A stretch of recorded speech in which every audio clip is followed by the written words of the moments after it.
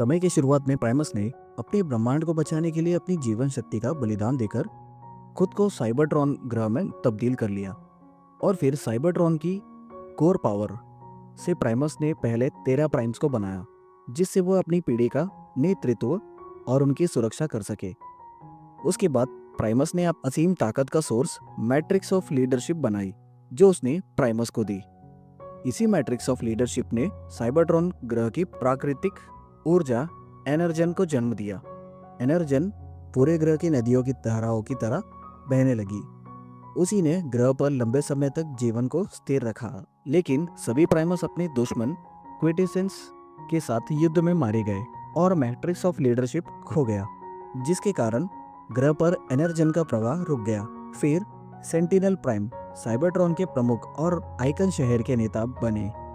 उन्होंने क्विटेसेंस के साथ लड़ाई जारी रखी और वो लगातार मैट्रिक्स ऑफ लीडरशिप की खोज करते रहे। इधर ग्रह को बचाने के लिए अब उन्हें अपने ग्रह पर बचे जोन को लगातार माइनिंग कर कर निकालना पड़ा, और माइनिंग करने के लिए उन रोबोट्स को चुना जाता था जिसके सीने में उनकी प्रजाति को ट्रांसफॉर्म करने वाली कोर शक्ति कॉक्स नहीं होते थे। उसी वजह से वो ट्रांसफॉर्म नहीं हो सकते थे। इन माइनिंग करने वाले माइनर्स को यानी कि खुदाई करने वाले बॉट्स कहा जाता था। इन्हीं माइनर्स में से एक रायन पैक्स नाम का माइनर मैट्रिक्स को ढूंढने और उसके सुरागों का पता लगाने के लिए संग्रहालय में घुस जाता है, लेकिन वहां उसको पुरानी कहानी के अलावा कुछ भी हासिल नहीं होता। उल्टा सुरक्षा गार्ड उसको पकड़ने के लिए उसके पीछे लग जाते हैं, पर उसका सबसे अच्छा दोस्त D16 सुरक्षा गार्ड्स का ध्यान कुछ पल के लिए रायन पर से हटाकर उसको बचा लेता है। फिर D16 ओरियन से कहता है, जब हमारे सेंटिनल प्राइम पहले से ही अपनी जिंदगी को जोखिम में डालकर मैट्रिक्स को खोज रहे हैं, तो तुम इतना बड़ा रिस्क क्यों ले रहे हो?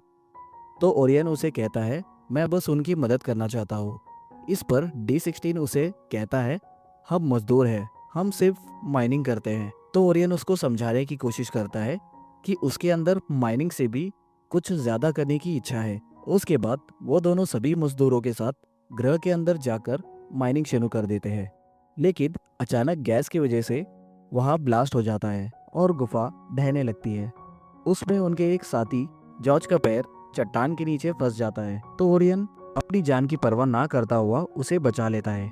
लेकिन हादसे की वजह से वहां का गार्ड डार्क किंग सारा दोष माइनिंग की सीनियर अधिकारी एलिटा पर लगाकर उसका डिमोशन कर देता है। तभी ओरियन डार्क विंग के इस आदेश से नाराज होकर उससे मिसबिहेव करता है। लेकिन तभी D16 बीच में आकर ओरियन को तो बचा लेता है, पर गुस्से में डार्क विंग D16 को ही घुसा मारकर लेटा देता है। उसके बाद सभी अपना काम खत्म करके बात ही कर रहे होते हैं। तभी सेंटिनल प्राइम अपने मिशन से वापस लौट आते हैं। वो बताते हैं इस बार भी मैट्रिक्स ऑफ लीडरशिप उनको नहीं मिली, लेकिन वह सभी उमंग भरने के लिए साल में एक बार होने वाली बॉट्स की रेस आइकन 5000 की घोषणा करते हुए एक दिन के लिए माइनिंग को रोक देने का आदेश देते हैं। इससे सभी सेलिब्रेट करते हैं।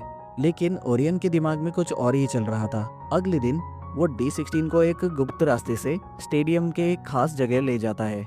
D16 वहां से उसे रेस का व्यू दिखाने के लिए ओरियन को थैंक यू बोलता है। तभी रेस शुरू होने से पहले ही ओरियन अपने और D16 की कमर पर जेट पैक लगाकर बोलता है, हमको हमारी काबिलियत दिखाने के लिए सिर्फ एक बॉट को हराना है, और D16 के साथ रेस में शामिल हो जाता है। तभी वो लोग माइनिंग के मजदूरों को रेस में दौड़ता देख हैरान हो जाते हैं। अब क्योंकि वो ट्रांसफॉर्म होकर तेज नहीं दौड़ सकते थे, इसलिए वो दोनों पूरी रेस में एक दूसरे की मदद करते हुए सबको पीछे छोड़कर भी हार जाते हैं। लेकिन उनकी इस कोशिश की वजह से सेंटिनल प्राइम बहुत खुश होते हुए इन दोनों की प्रमोशन कर देते हैं और सुरक्षा गार्ड से उन्हें उसके घर लाने को कहते हैं। सेंटिनल के जाने के बाद डार्क विंग ही उन्हें लेने पहुंचता है, लेकिन दोनों मजदूरों को देखकर वो गुस्से में उन्हें ग्रह के सबसे निचले स्तर सब लेवल 15 में ले जाकर पटक देता है।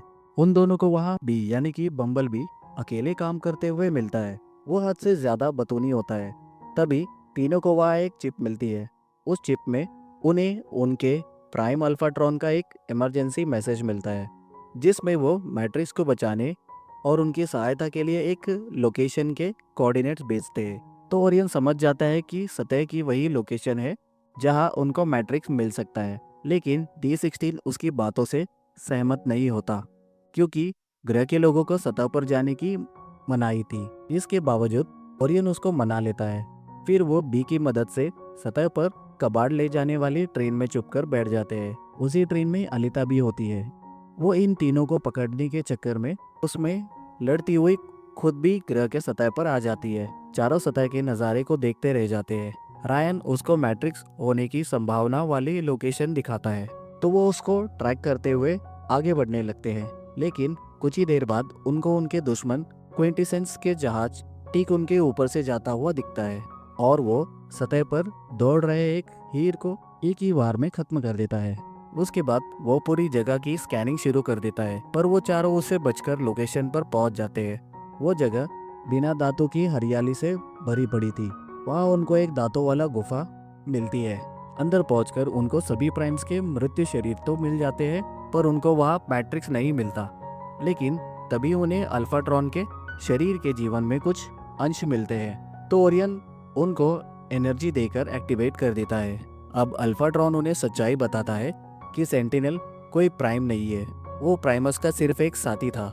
उसी ने प्राइमस को बताया था कि हमारे दुश्मन क्विटेसेंस के सारे कमांडर्स गुफा में मिलने वाले हैं। लेकिन गुफा में जाते ही दुश्मनों ने हम पर उल्टा हमला कर दिया। हम फिर भी जीतने वाले थे, तभी सेंटिनल ने हमको धोखा दिया और उसी ने सभी प्राइमर्स को मारकर मैट्रिक्स निकाल लिया। लेकिन उसको यह पता था कि मैट्रिक्स सिर्फ उसी को मिल सकता है जिसको हमारा पूर्वज प्राइमस उसका सही हकदार समझे, और सेंटिनल उसका हकदार कतई नहीं था, इसलिए वो सेंटिनल को मिला ही नहीं।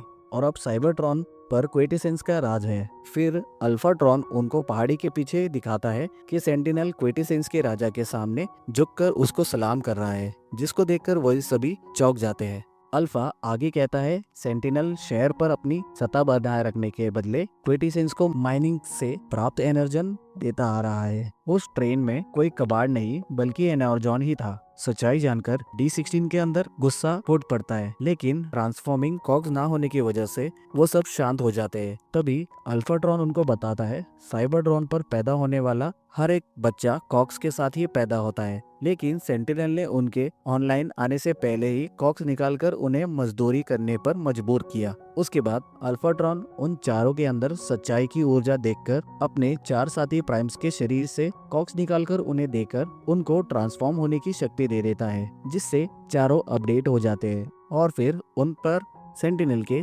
सैनिकों के हमले से पहले अल्फा ओरियन को सेंटिनल के खिलाफ सबूत देखकर तुरंत इकॉन शहर पहुंचकर सबको सबूत दिखाने को कहता है और फिर उन्हें गुफा से बाहर निकलने का रास्ता बता देता है। वही सैनिकों के साथ लड़ाई में आर्कट अल्फा को पकड़कर सेंटिनल के सामने पेश कर देती है। वो अल्फाट्रॉन को मार डालता है। आर्कट को बाकियों को पकड़ने के लिए वापस सतह पर भेज देता है, लेकिन तभी साइबरट्रॉन के पूर्व हाई गार्ड्स जो शुरू से ही सेंटिनल की सच्चाई जानते थे उसका विरोध करते आ रहे थे। उन वॉरबॉट्स द्वारा उन चारों को पकड़कर अपने नेता स्टारस्क्रीम सामने ले आते हैं। उन्होंने एक पुराने टूटे जहाज में अपना अड्डा बनाया हुआ था। वहाँ D16 स्टारस्क्रीम से वही भिड़ जाता है और गुस्से में इतना पागल हो जाता है कि उसके हाथ में तोप की नाल निकल आती है। स्टारस्क्रीम को हराकर वो सेंटिनल को हराने के लिए हाई गार्ड्स को अपने साथ ले लेता है। D16 के इतने ज्यादा हिंसक होने की वजह से ओरियन चिंता में आ जाता है, लेकिन तभी आर्कट सैनिकों के साथ उनके ठिकाने पर हमला कर देते हैं और D16 बी और कुछ हाई गार्ड्स को गुफा पार कर सेंटिनल के पास ले आते हैं। उसके इस हमले से सेंटिनल के खिलाफ सबूत नष्ट हो जाते हैं।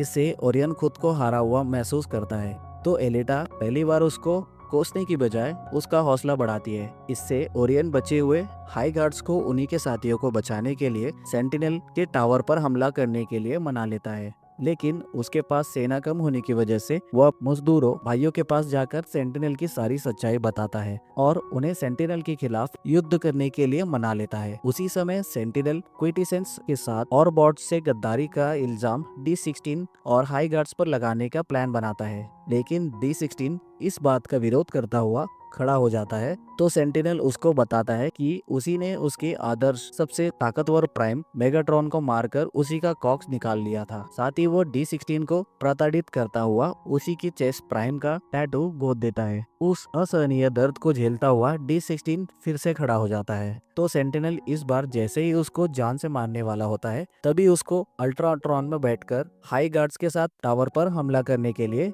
आती दिखाई देती है, लेकिन खुद के ताकत में कम होने की वजह से वो समझ जाती है कि वो इस लड़ाई में जिंदा नहीं बच पाएगी। तभी ओरियन अपने मजदूर साथियों के साथ सेंटिनल के सैनिकों पर हमला कर देता है। इससे एलेटा की जान में जान आती है और वो पूरी ट्रेन पावर में घुसा देती है। उसके बाद वो बी के साथ मिलकर सैनिकों पर टूट पड़ती है। अब ओरियन को सेंटिनल की सच्चाई सामने लाने के लिए आर्कट की मेमोरी चाहिए थी, क्योंकि वो सब कुछ रिकॉर्ड करती थी। तो वो अटा से उसे ब्रॉडकास्ट स्टेशन लेकर आने को कहता है। अटा उसे मार मार कर आत्मरा कर बी और ओरियन के साथ स्टेशन ले आती है। वो लोग उसकी मेमोरी में से सेंटिनल की वीडियो निकाल कर पूरे शहर को दिखा देते हैं कि क्वेटिसेंस के आगे झुकते हुए सेंटिनल को देखकर पूरा शहर हैरान हो जाता है और बगावत पर उतर आते हैं। तभी मौके का फायदा उठाकर D16 सेंटिनल को मारता हुआ टावर से नीचे कूद पड़ता है।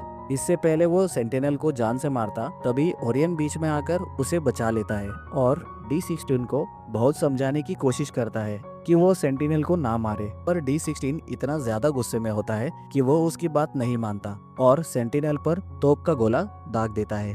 लेकिन ओरियन के बीच में आने की वजह से वो गोला ओरियन के शरीर के ही पार लग जाता है। D16 उसको ग्रह के कोर में गिरने से पहले पकड़ लेता है, लेकिन तभी उसकी आंखें गुस्से में लाल हो जाती है और वो ओरियन से कहता है, इस बार मैं तुझे नहीं बचाऊंगा, और फिर उसका हाथ छोड़ देता है। रायन बड़ी हैरानी के साथ कोर में गिरता चला जाता है। वो मर चुका था। वही D16 सेंटिनल को दो हिस्से में पकड़कर उसे भी मार डालता है और फिर तभी उसी के सीने में से मेगाट्रॉन्स प्राइम के कॉग को निकालकर अपने सीने में लगा देता है और खुद को मेगाट्रॉन नाम देता है। दूसरी तरफ ओरियन के बलिदान की वजह से प्राइमस अब उसको मैट्रिक्स ऑफ लीडरशिप देकर उसे फिर से जिंदा कर देते हैं और उसको एक नया नाम देते हैं, ऑप्टिमस प्राइम। फिर प्राइमस उसको तुरंत सतह पर भेज देता है। इतनी देर में मेगाट्रॉन हाई गार्ड्स को अपने साथ लेकर पूरे शहर को तबाह करने लगता है। इससे पहले वो बी को मारता, ऑप्टिमस प्राइम सतह को चीरता हुआ मेगाट्रॉन के सामने आ जाता है। मेगाट्रॉन मैट्रिक्स को उसके पास देखकर अपने आप अपना आपा खोकर ऑप्टिमस पर हमला कर देता है, लेकिन ऑप्टिमस को मिली उसकी नई शक्तियों की ताकत से वो मेगाट्रॉन को हराकर उसको हाई गार्ड्स के साथ शहर से बाहर कर देता है और यहाँ से